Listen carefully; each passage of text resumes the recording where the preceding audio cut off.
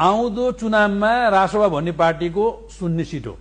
रेणु दाहालले यदि चितवनमा चुनाव हार्छ भने यो त्यसमा अर्को युद्ध हुन्छ ल। के सुरु गरेको 5 मा हैन केपी ओली लड्नु भएको ठाउँमा सबै दल एक भएर जाँदा पनि केपी ओलीलाई हराउने ताकत कसैको छैन। बालेन त फरक कुरा त्यसो। बालेन त फरक कुरो, उहाँको त जमानत जफत हुन्छ, लेखेर राख्नुस् जमानत जफत गराइदिन्छु उहाँले। पहिला नम्बर के भने एक त उसले चुनावै लड्दैन, दोस्रो कुरा चुनाव लड्यो भने जित्दैन, अगर जितो भने भन्ने प्रश्न आयो म तिम्रो गु खाइदिन्छु भने मैले गलत बोलिन, जितोस् म खाइदिन्छु, त्यसैको खाइदिन्छु। कस्ता कहाँ गए मुसाका छोरा कोटा भन्छन् नि। केपी शर्मा ओलीलाई कसले हराउन खोज्दाखेरि सकेनन्। अब बालेन शाहले केपी शर्मा ओलीलाई हराउने यो आकाश खसे के होला जस्तो कुरा नगर्नुस् के ऋषिजी।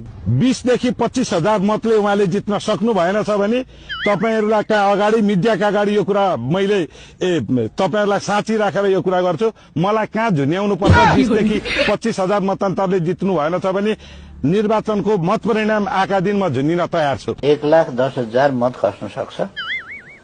1,10,000 मध्ये 60,000 को आसपास मत सूर्य चिन्हमा खस्छ, अरू मत अलिअलि बाँडिएला 23 जनामा। त्यही हो चुनावलाई थ्रेट, एमालेलाई कांग्रेसलाई थ्रेट चुनावमा। केपी ओली यदि हारो भने चाहिँ म इलाम जिल्ला छोड्छु। झुटा कुरा हैन। बालेन शाहले झापा 5 बाट जित्यो भने 30,000 खसी मैले दिने भाइ। फागुन 21 मा चुनाव भयो भने म राजीनामाबाट सन्यास लिन्छु। निर्वाचन भयो भने म घाँटी गाडिछु घाँटी। बालेनले जित्यो भने झापामा कान काटेर म टिभी सुनागर टाका लाउँछु।